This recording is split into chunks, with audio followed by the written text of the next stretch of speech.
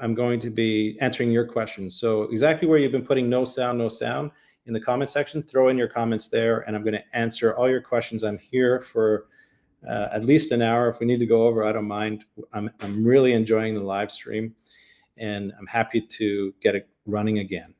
And so tonight, the focus is on you. And so anything, retirement planning, financial planning, how to invest money in today's environment. If you have life insurance questions, if you have questions around, withdrawal strategies or CPP, whatever that is, the whole umbrella of holistic planning, I'm yours for this evening.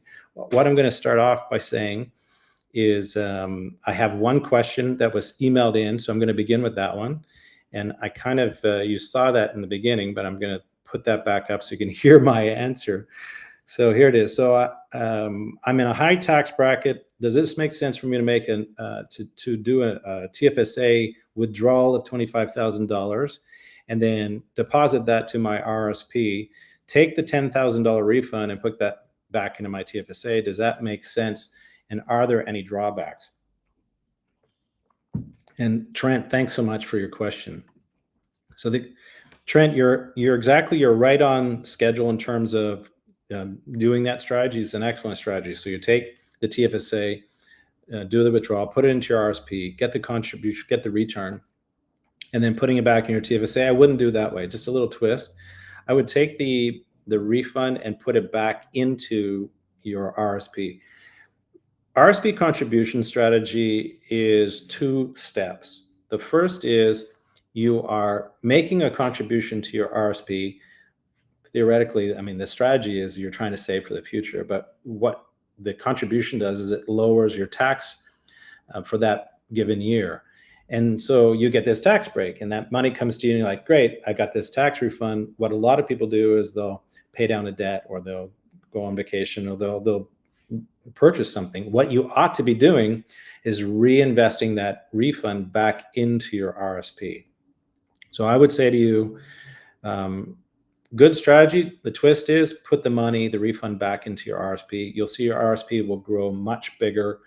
Now, on the subject of RSP balances, I have a video that I'll be posting tomorrow morning, that will be talking about how much money you actually need in order to retire. So there's 2 parts of tomorrow's video that I think 10:45 in the morning it posts, and that is what is not enough money to retire on. So I give you 2 things. What appears to be a large sum of money, but how long does that last? So specifically, how long does $500,000 last in retirement as compared to, say, $800,000?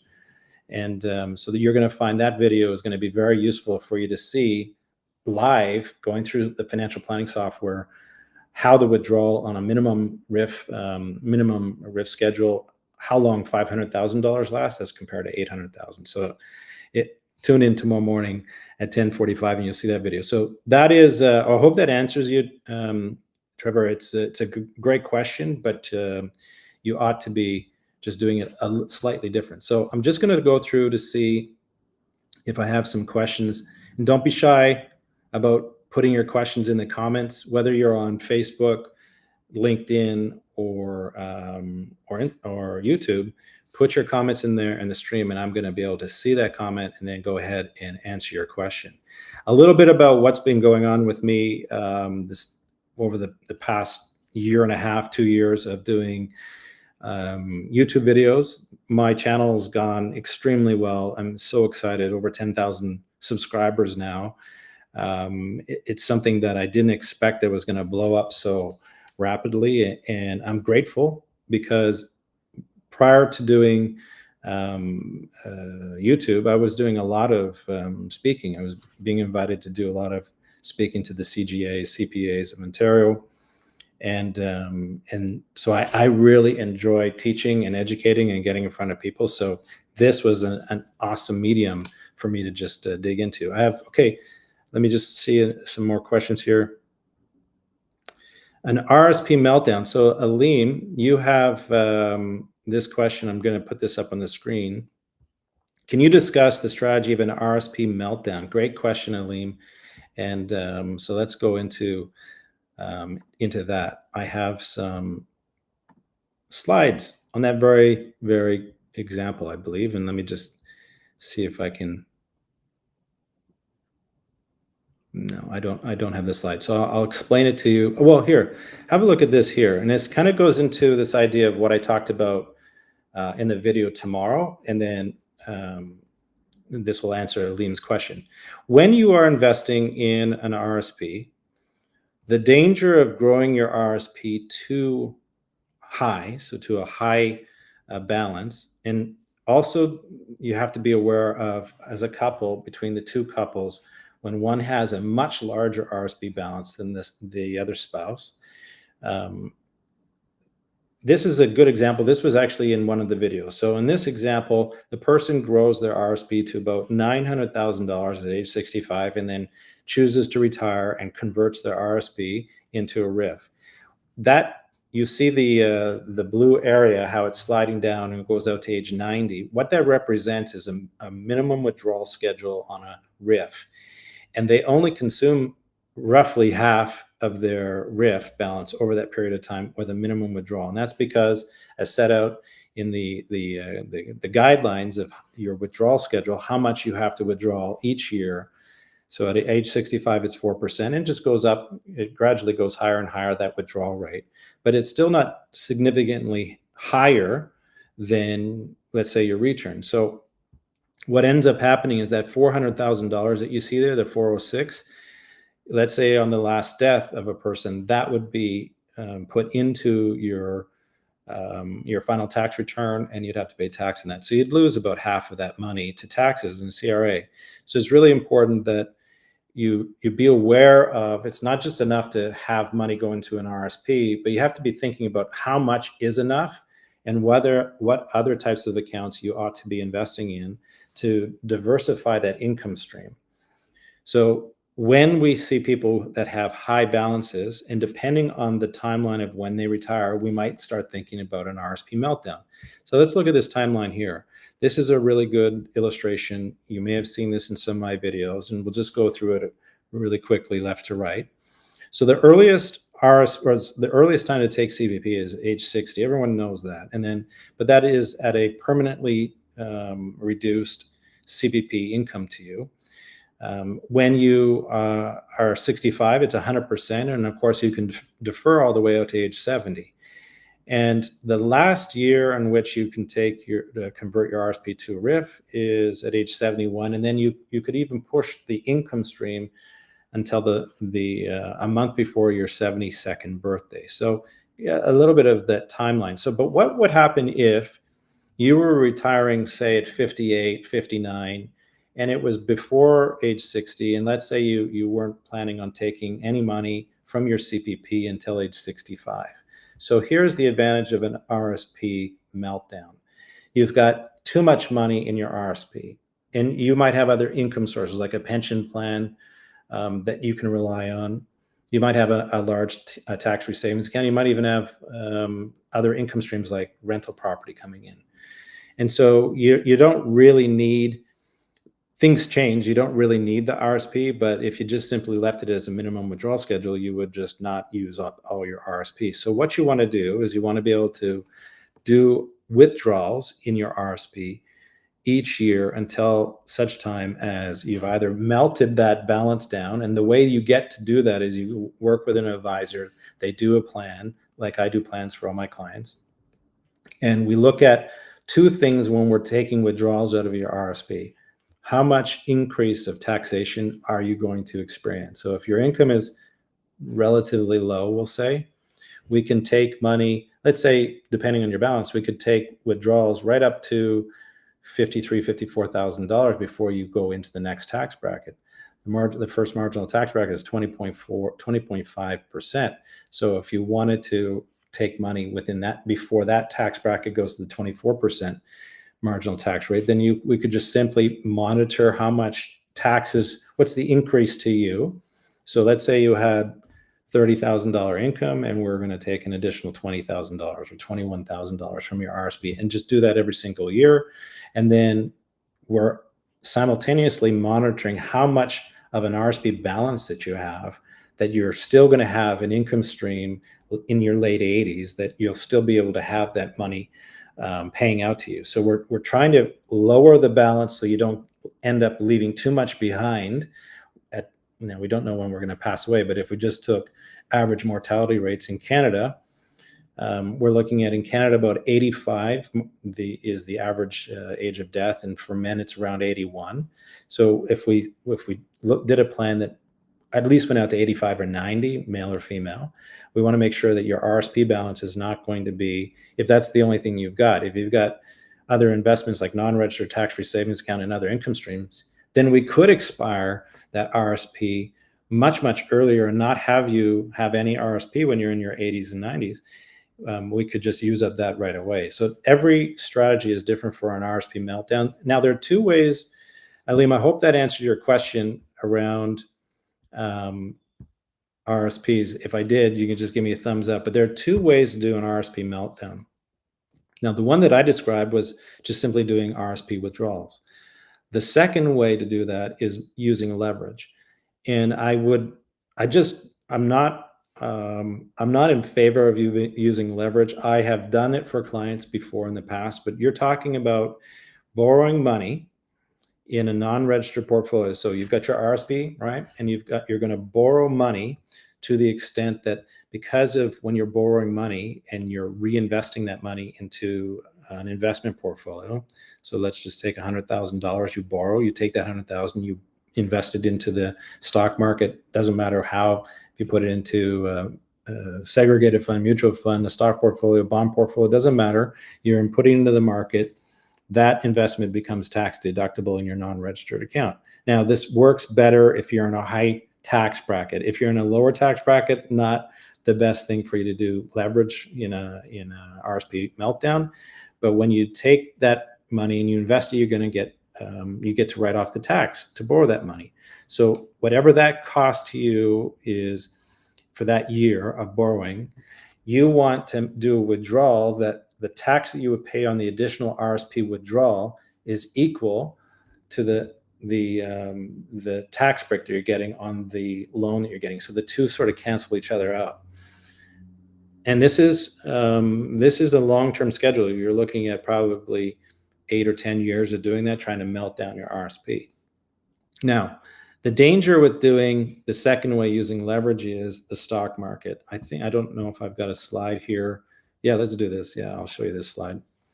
Is the stock market. This is live. This isn't make-believe. This is the S&P TSX. That's your Toronto stock market, 1997 to 2023. And you've got these pretty colossal collapses in the market. You know, like, look at it. It's like the tooth of a saw. You can imagine that someone who is using leverage in this case, seeing their portfolio drop by 30 or 40% is a very unnerving thing, trying to save money on taxes. So this is what you have to endure. You have to have a high risk tolerance. You got to make sure when you're using leverage to do an RSP meltdown that this is not the only investment tool you've got for retirement. Because if things go south and they go poorly, and I've seen this, I've done portfolio reviews. People send me their portfolio and ask me, what do we do? And they're down 40% and they can't get out of this loan that they did. Someone convinced them to use leverage to do the RSP meltdown. And now they can't get out from this because now they owe $40,000. And absolutely the wrong strategy. So I would not encourage you, if you're just like a regular person, not high net worth with lots of money and lots of assets, I would not use the leverage. So thanks again for your question, Elaine. Good question.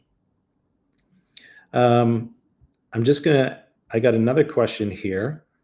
And by the way, everybody who's been subscribing to my channel, I want to just say real quickly, thank you so much for all of your support. Getting over the 10,000 subscriber mark is just blowing my mind. I'm so deeply grateful, and I can't wait to continue to put more videos out for you. My intention is to go live every Wednesday if I can, and I'll be notifying everybody that I'll be going live each week. Let me ask, there's a question here. I'm just going to read it here. It's a long question.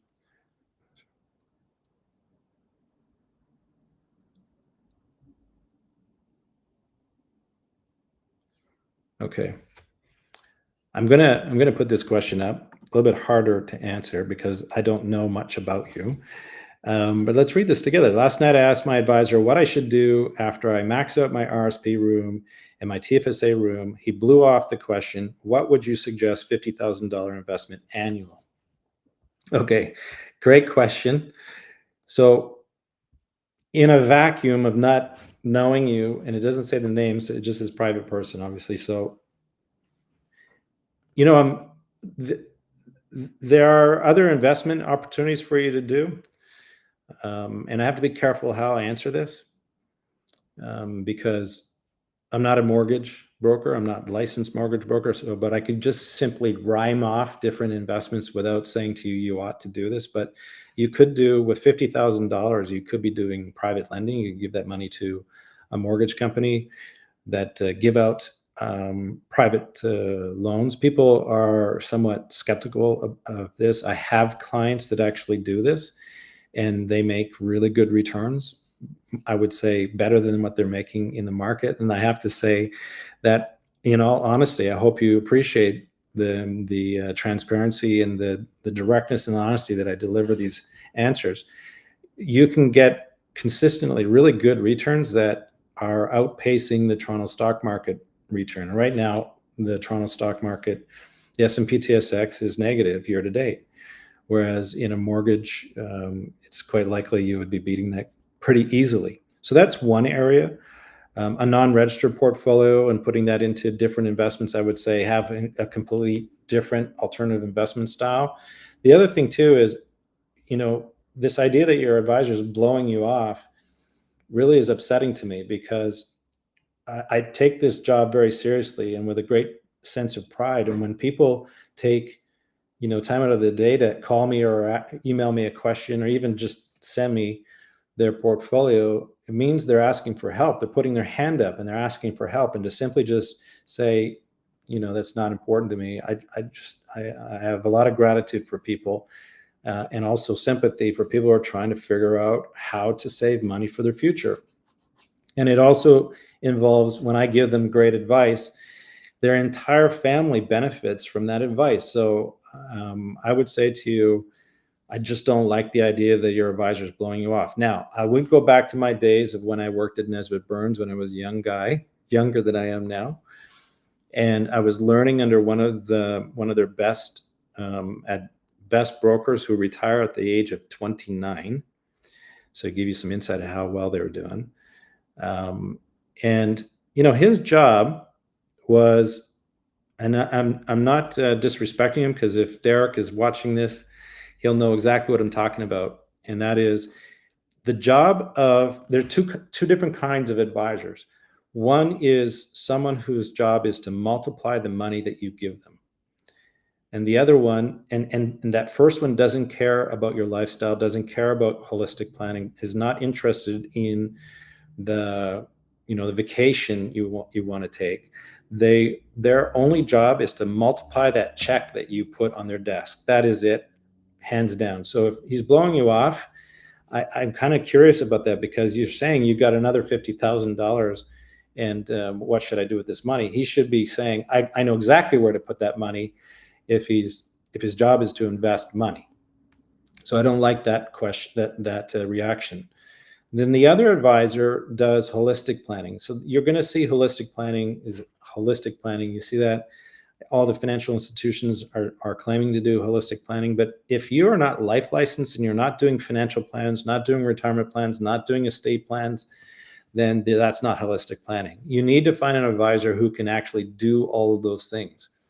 And so a typical way that a bank or a brokerage firm deals with that situation is, you have this relationship with the advisor that maybe you really like that advisor and they're giving you great guidance on your money, but they don't do any planning.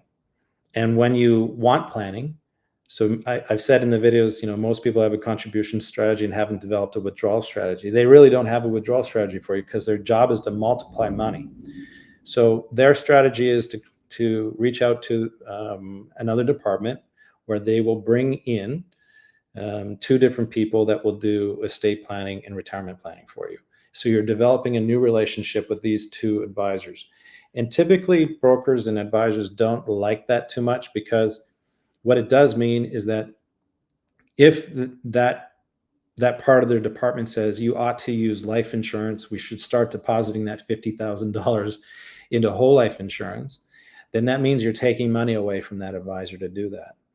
And that advisor is not going to be happy about that. So I would say to you, so long story short, you could put the money into a non-registered portfolio. You could start lending it out through private mortgages. You want to contact a mortgage broker that does MIC mortgages. MIC is the acronym. You could invest it in life insurance. So I'm saving the last part to the end. You could put it into life insurance if that fit. And the way that I help my clients, I'm life insurance licensed right across most provinces, actually. The way that works is we do a financial plan. So if you're with an advisor the right way, if they're doing things properly, they lead with a financial plan. They say, before you make a planning decision, let's make a financial plan and see what that planning decision, what that would actually do. What's the outcome? What's the benefit? And then every time you make a significant financial decision, you have it put in a financial plan, and you look at the outcome, and you balance that against other different investment choices that you could be making. So when people say to me, should I be using life insurance? I say, well, let's find out. And we put that into the plan. We look at how much cash you should deposit over a certain period of time. And then if you're thinking of using that money, collateralizing that money later on, if anybody wants me to dig into that tonight, let me know, and I'll show you a very quick version of how you can use life insurance to supplement your retirement. If you were to deposit that money into an insurance and then use that money later on as a tax-free income source, that might be something you could do with your $50,000 every year, or part of it. The question is, though, are you healthy, and what is your goals for your estate, and so on. So I would say there's a lot you could be examining. It's just a question of understanding who you are and what your goals are first. And I got to tell you, if I have a client that's saying to me, I got another $50,000 I want to invest, it's my job. My job is to say, okay, let's talk about what we can do with that. Lots of questions here, guys, and thanks so much for your questions. And how are we doing? If you like what we're talking about so far, give me a thumbs up, share the video with everybody. I appreciate all your questions. Let me dig into some more questions here. Okay, this I love. Jeff, I'm going to share this question with everybody because I think it's important. I need water. Went for a 4.5 kilometer walk before I started this in today's weather, so to relax before the live stream. How important is it to have a tax-free savings account? Well, first, Jeff, watch the video tomorrow that drops on YouTube at 10:45 in the morning, because I talk about the importance and where a tax-free savings account fits into your retirement planning, especially for your withdrawal strategy.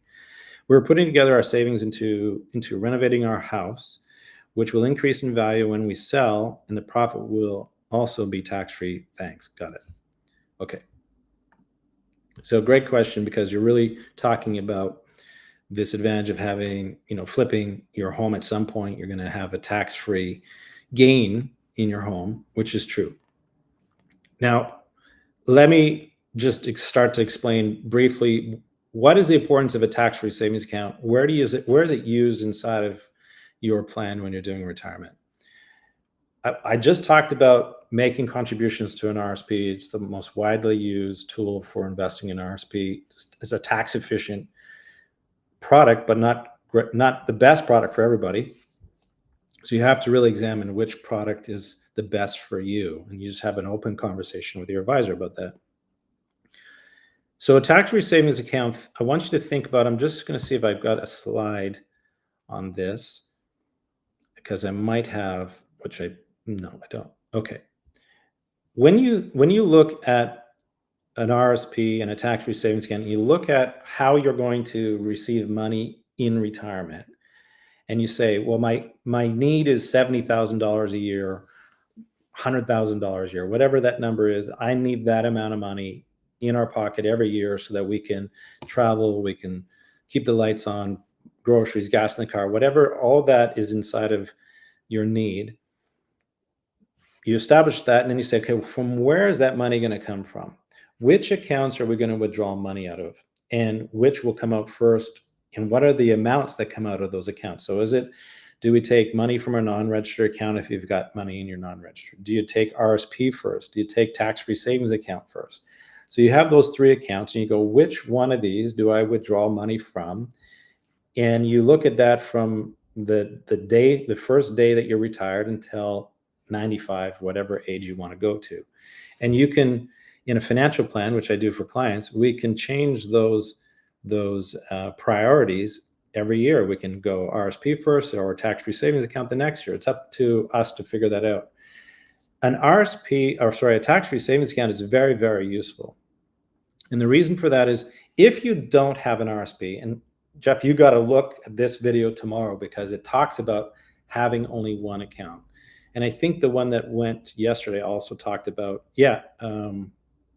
actually the one yesterday on my YouTube channel talked about having only one investment account, and that's the RSP. If you only have one investment account like an RSP and you don't have a tax-free savings account, then when you go to withdraw money because you need that for your retirement, you're having to force yourself to take out money out of one account. And when I do plans, I can share this part with you. This will be good. When I do a plan, very often people will say to me, in the questionnaire that I give them, I said, I need to know not all, but all of the significant expenditures that you're going to have throughout your retirement. So people often think, well, I need 50,000 or 70,000 for a home. And I say, you know what, how often do you replace your car in retirement? So people say, well, probably have to buy a new car. Well, if you're retiring at 65 and you're driving till at least 80, you might have to replace your car twice, maybe 3 times, depending on how often you think you need, or how new the vehicle is. So you might be having to decide to help your kids to get married and pay for that wedding expense. So how do you fund that? Do you draw down, put money into a side account, and you do that every year and we show that in your plan? Or is it just one withdrawal comes out that 1 year? And how do we accommodate that? Education needs for your kids, traveling, house maintenance. I guarantee you that you are going to be doing house maintenance from age 65 or age 60 to 95. You're going to be doing something to your house. You're going to change the kitchen. You might need to put in a ramp because it's easier to get up into your house. You might want to put a bedroom on the main floor so you don't have to go up the stairs. Putting in like all kinds of different handicap bars and like so many things. You might just want to replace the floor. Lots of things. People will say, I want to live abroad for 3 months, 4 months. Add that into my plan. And then what about just gifts to the kids? All of that goes into, and that's just like some of the titles. Everybody that I do plans, I'm always surprised by having a new column and say, that's a new one. Let's talk about how we're going to fund that expense. A tax-free savings account is going to save you thousands of dollars. And the reason for that, imagine or consider this, you're 2 years into retirement, you're doing your RSP with RIF minimum or whatever amount you're taking out. And then something comes up where you've got to have a much larger expense that year. Instead of it being 70,000, it was 140,000. Okay, roof broke, furnace broke, like it just things went south for you that time. Or maybe it was an opportunity. Let's not talk that it was a bad news. So if all you have is an RSP account, there are only 2 options for you. One, you're going to take a line of credit against your home and go into debt to fund it, and that's not good in retirement. And the second is you're going to increase your withdrawal on your RSP. And when that happens, you're going to pay a lot of tax to do that withdrawal. So this is where your tax-free savings account comes in handy. Consider that you've got $200,000, $300,000 in a tax-free savings account, and you need additional income that year. Well, you could just simply draw that from your tax-free savings account, fund that surprise expense, and then back to regular RSP withdrawals. So the purpose of a tax-free savings account is to integrate that into your withdrawal strategy so you're not increasing your overall tax that year, and also it extends the life of your RSP. If you don't have a large RSP balance, like in tomorrow's video, you're going to see that you might need a tax-free savings account to allow you to do a minimum withdrawal, and then use your tax-free savings account to supplement the extra that you need each year. But great question. Okay, let's go on to the next question.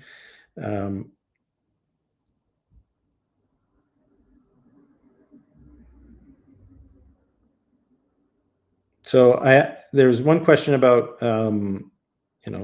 thanks very much for the good vibes coming from you about doing great videos. I put a lot of effort into these videos. I'm a very analytical person, and I like to make things perfect when I do videos. And so when you ask me a question, I have all these drop-down menus going through my head, and I want to be able to say, well, to answer that question, I got to go through these 4 or 5 different points. So that's why my videos tend to go along, and I've been trying to just say, okay, let's just talk about the most important bullet point, and we'll leave the other ones to the side. So I'm trying to keep these videos shorter. So I appreciate your comment. You're retiring in 3 to 5 years, and you're going to have a pension plan, 20 years of service. Are you doing financial planning regardless? Yeah, I do financial plans. Right now, I'm licensed in Vancouver, Alberta, Manitoba, Ontario, New Brunswick, Nova Scotia. I'm not licensed in Quebec.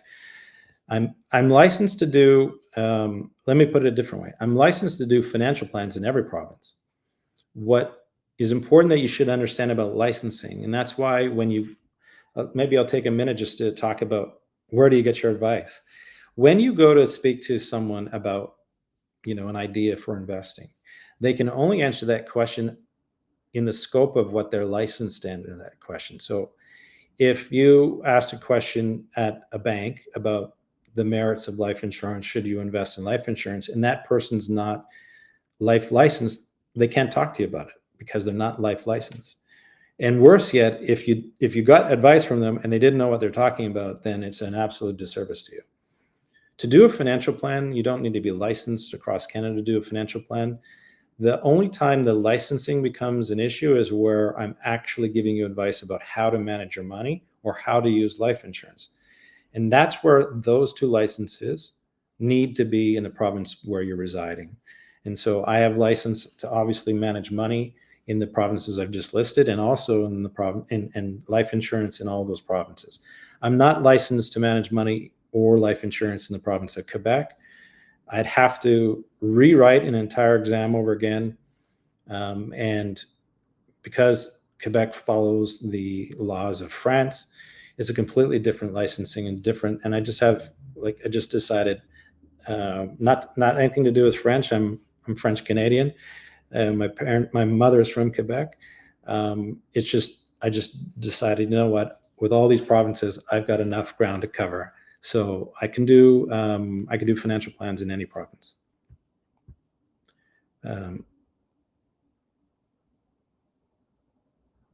Okay, I love this question.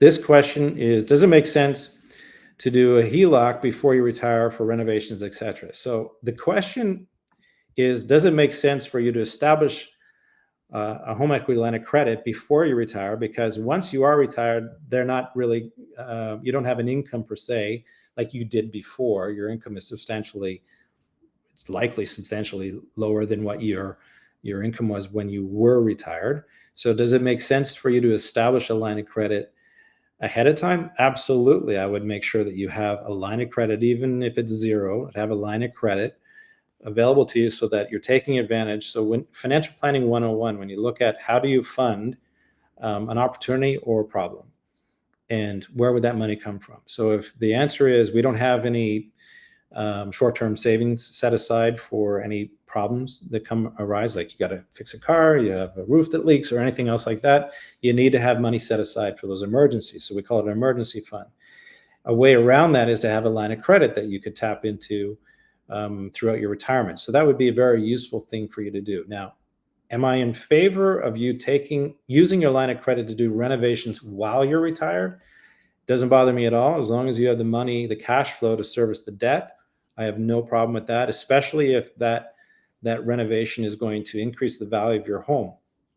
Now, if you're doing a line of credit because you want to change, I'm not trying to belittle the question, but if you're doing a line of credit because you want to change the fixtures in your home, no, who does a line of credit for that? But if if let's say you want expensive fixtures, then that's probably not going to increase the value of your home all that much. But if you wanted to finish the basement or put it in an office, we saw the value of homes that had offices during COVID where people could come back to their home. That was one of the biggest things for contractors, was changing the home around so that people could come back to their house and work. I'm grateful that I have an office behind me here.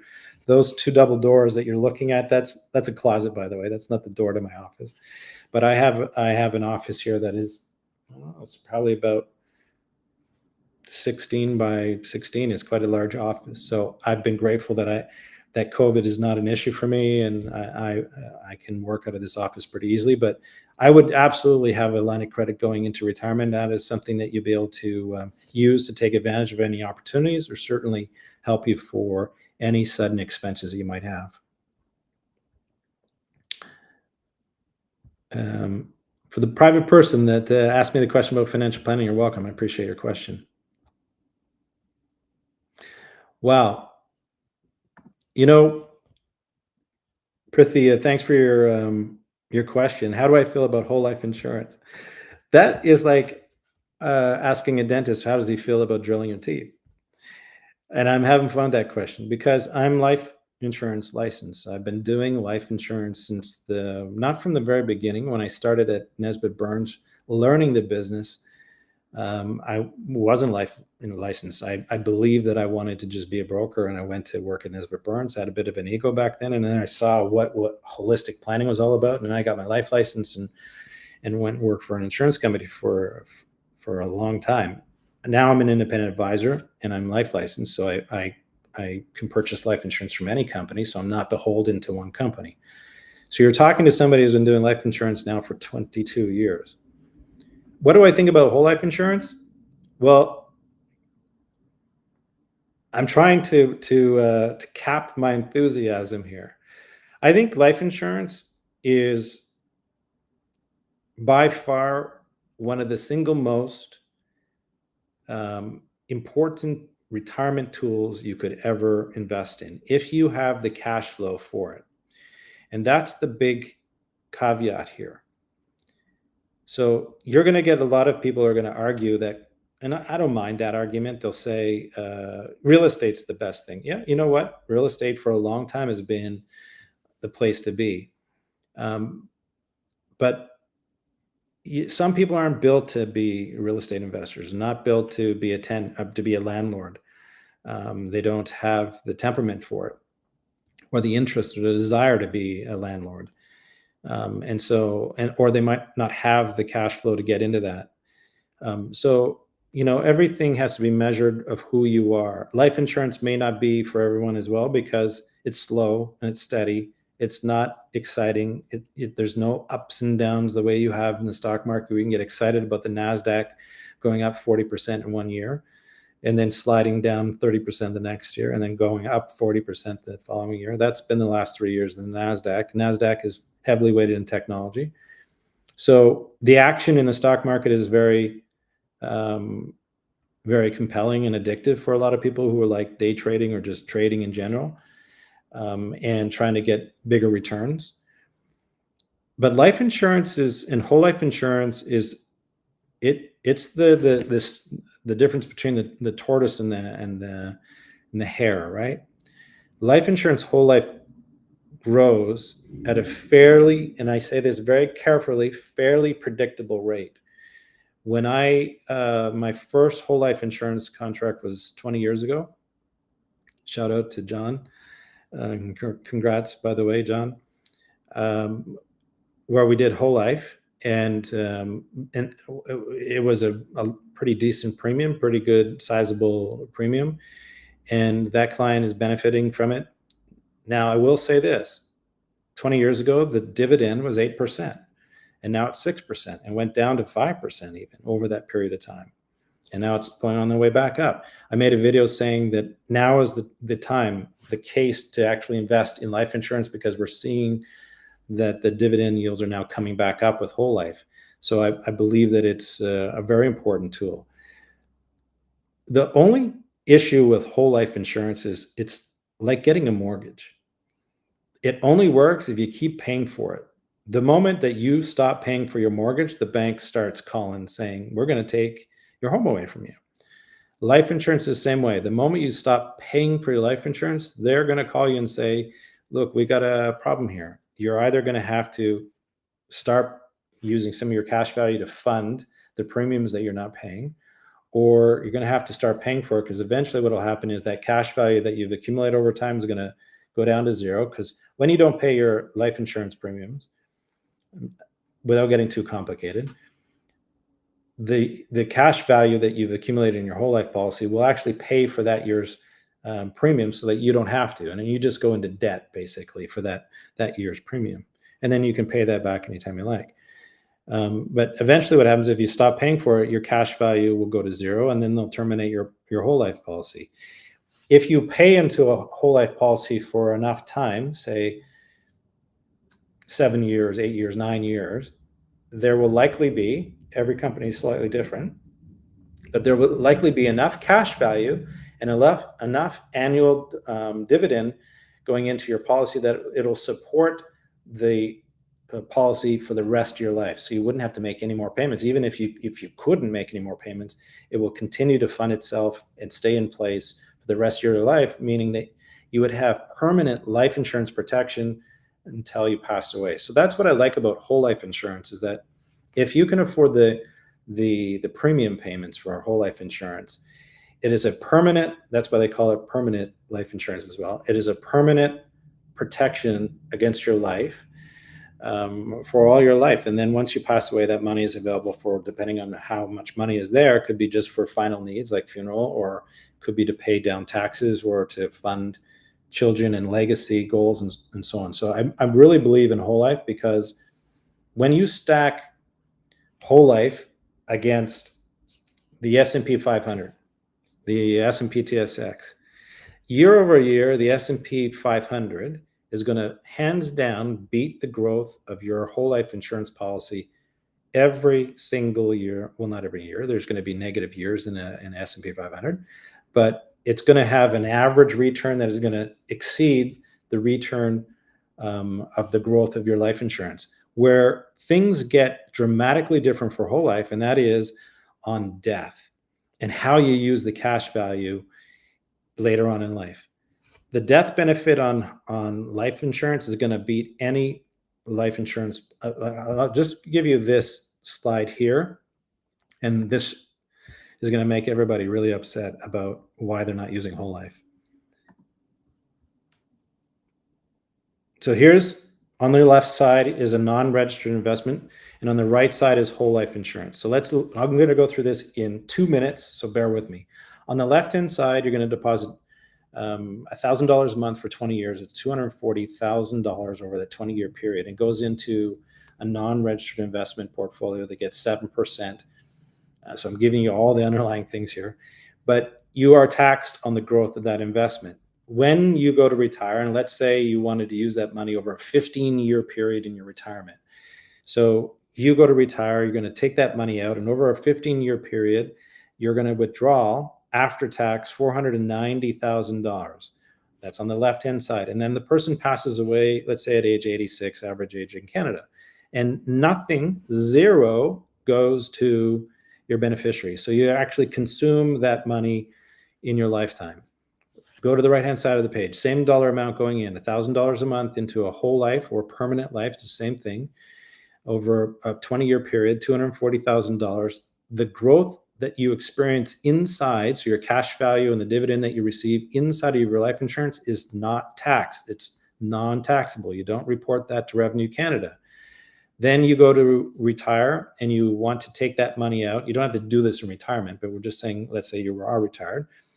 You're going to take $550,000 out of you're not actually withdrawing that money out of the life insurance. You are taking a loan against the cash value. So you're collateralizing it the same way that you would collateralize a rental property.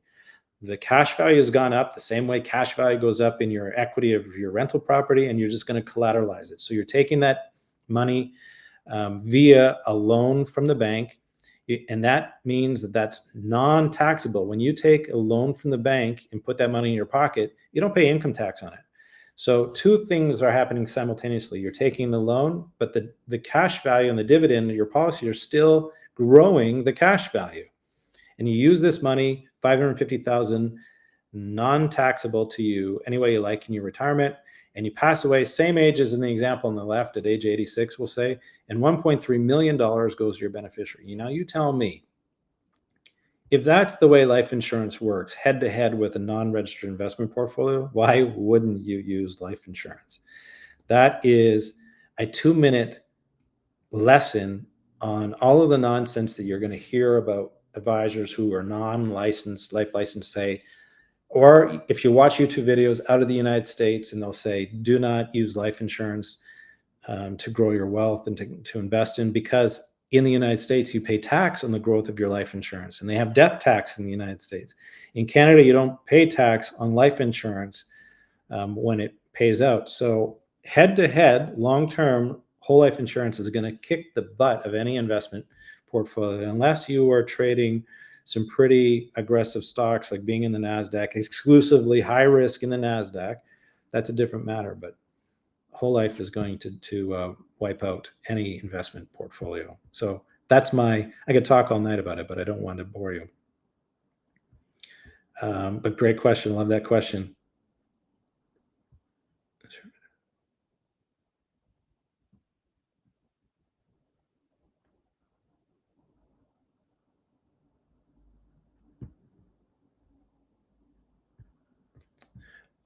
I don't know, Bob, if I'm answering this question right.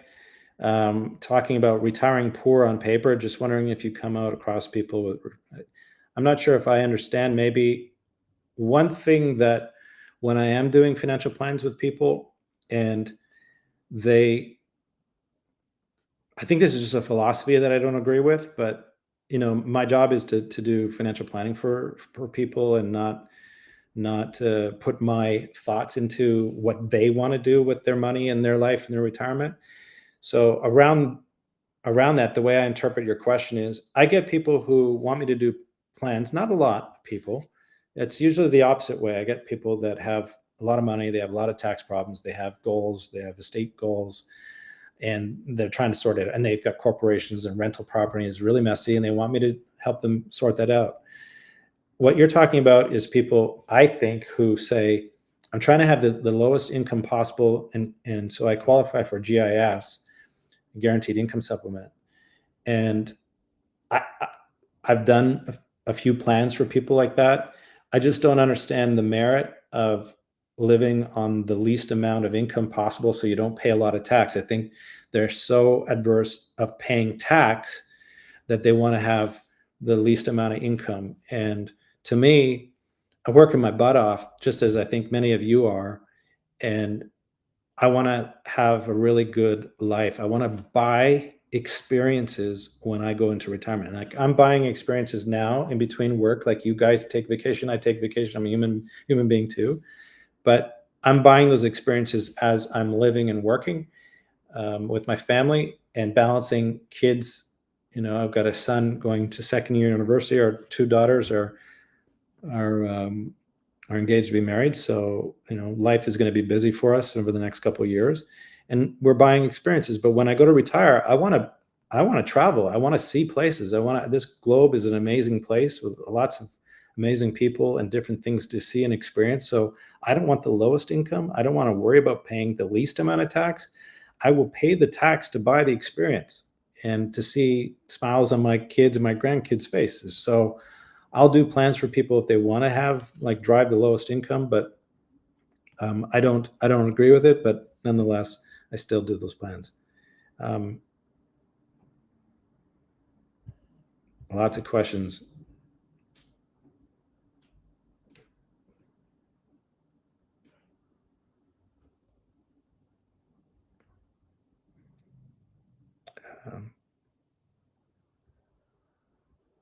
Sorry. So there's one question here about lira.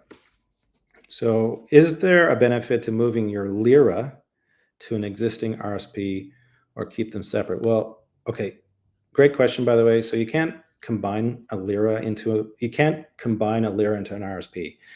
A lira is pension money that came from an employer. So you were working for an employer, you had a contribution, so defined contribution, and there was your contribution and your employer's contribution. And so many times what happens is the employer's contribution comes out to you as a lira and your contribution comes to you as an RSP. You can't take your lira and then combine it to an RSP. They're two completely different products, and under the Pension Act, they're different as well. What you can do is you can break your lira. And when you break your lira, you can take that money, and once it's broken, you can take that money and deposit it to your RSP. So that's the only way to do that. And maybe that's what you meant by your question. Am I thinking, is that a good idea? You know, I don't think you need to do that. It's not. It depends on how much money you have, and whether or not, and the timing of when you want to take the money. You know, lira starts paying out at age 65 typically. So if you need money before then, maybe that's a reason why you want to break your lira. But I'm not in favor of doing that. I don't see the point. Maybe there is a small point, but I don't see the point of breaking your lira and combining it with your RSP. In fact, I'm even in more favor of you taking RSPs and having a couple accounts of RSPs. And let me explain this to you. When you RIF your RSP, you're RIFing the entire account that you have. So and this is before age 71. So any age before 71, you could have RIFed your RSP. At age 71, you have to RIF all of your RSPs. But you could just simply take one RSP and RIF that and start an income stream and leave the other ones alone. So I'm in favor of having a couple of different accounts. That kind of goes into the three bucket strategy on how to use your money in terms of how you divide your money up and which accounts and how those different accounts supply income streams. One supplies an income stream for you right now, today, this month, this year, and the other buckets are filling up the other buckets to supply the income stream that you need this year. So each of those different buckets have different goals, different return expectation, different risk profiles, so that you're not taking all your money that you need this year, this month, and having a risk tolerance that is on money that you're going to need 15 years from now. Those two portfolios should have entirely different risk profiles. The cash you need this month, the next 3 months, and 6 months have a much lower risk profile than the money you need 15 years from now. So I'm more in favor of, instead of you just thinking about combining accounts, of actually having different accounts with different risk profiles. Okay, so I think I've gone long enough. What do you think? That's an hour? If there are no other questions, I'm just going through this to make sure that there are no other questions. I didn't skip anybody, because I'm really thrilled with all the questions. This was an absolute delight to go ahead and start the live stream up with you tonight. It was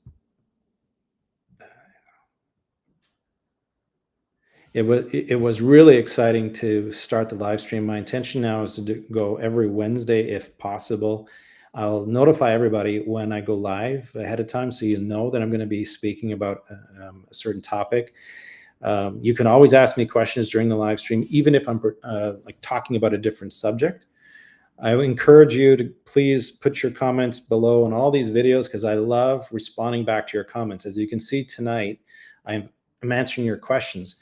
I actually answer questions in the comments below each video. I get to each one of them, and I'll like them, or I'll comment to you. So you don't have to worry about that. I'll eventually get to your comment and write back, here's what I think you ought to do.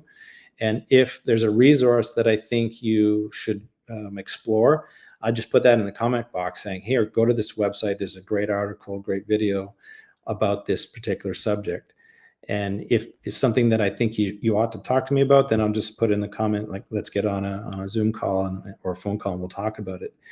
So tonight's goal was to answer your questions and to also to really express my gratitude for this last 2 years of my channel. Having my channel get to over 10,000 subscribers is blowing my mind. I'm deeply grateful for all of your questions and your support. I love your criticism. If you have something to say about the video, that you like something and maybe it's a topic, I want to hear that you want more videos on this type of topic.